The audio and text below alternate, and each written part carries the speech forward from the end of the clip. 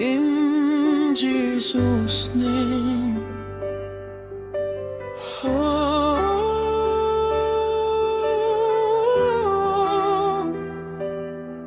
Those who believe in Jesus will find peace.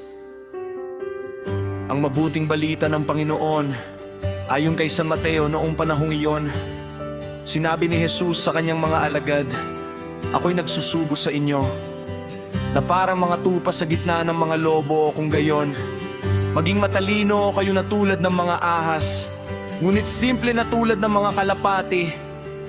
Mag-ingat kayo sa mga tao, sapagkat ipapahamak kayo nila sa mga kapulungan at hahagupitin kayo sa kanilang mga sinagoga." Ang kaligtasan makukuha natin sa salita ng Diyos, sa pinili ng Diyos,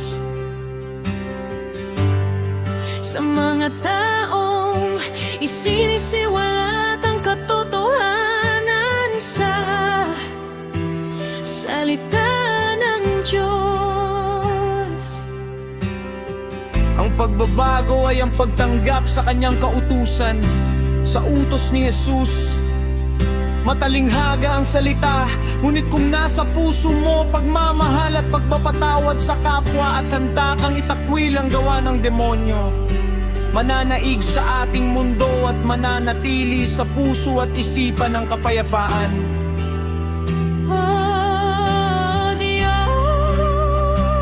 Lumawig nawa ang salita mo, dumami nawa ang mga taong pinili mo, at manatili ang kaharian mo sa puso ng bawat tao, at ang kapayapaan ay mapasa amin.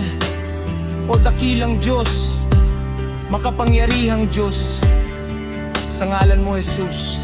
Salamat Jesus, kasama namin ang mga taong pinili mo na ipalaganap ang kaligtasan sa pamamagitan ng banal na aklat na kanilang ipinakakalat. Nariyan si Pastor Celso, isang inutusan mo upang ipahayag ang mabuting balita sa mga tao na kahit dito sa imo dinig ang panalangin patungo sa'yo.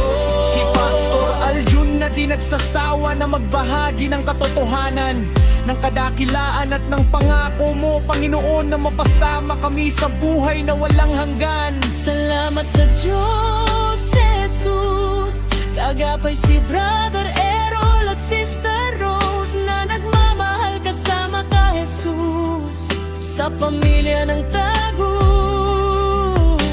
Kay Onarlin na di nagsasawa na ipamahagi at kilalanin ng Diyos sa mga taong pinili mo, Jesus.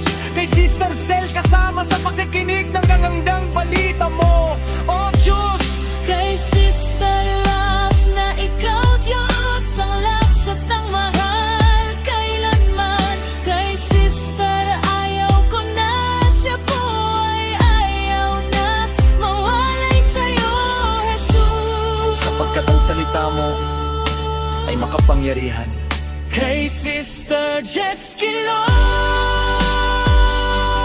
Jesus, nananatili sa buhay niya ang mga salita mo, O Diyos. Sa mga brother na patuloy na nananalig at di bumitaw sa pakikinig sa mabuting salita mo,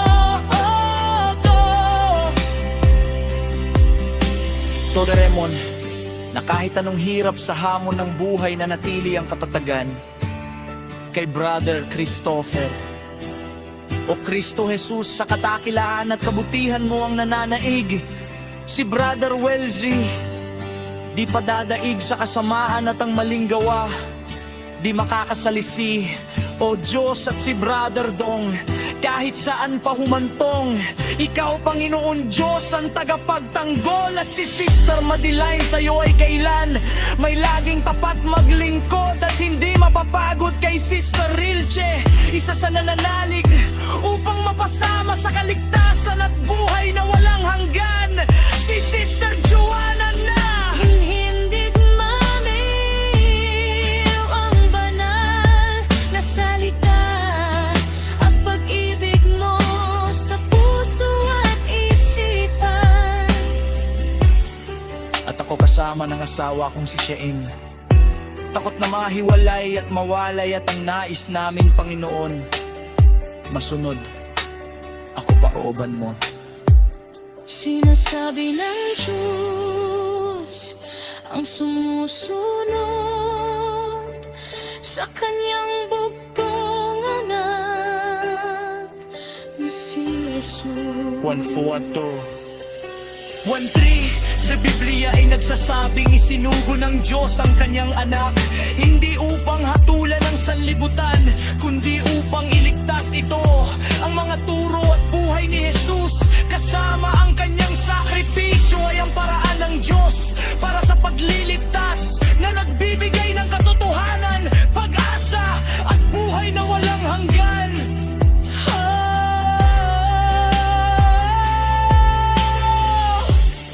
Aming Panginoon. Jesus.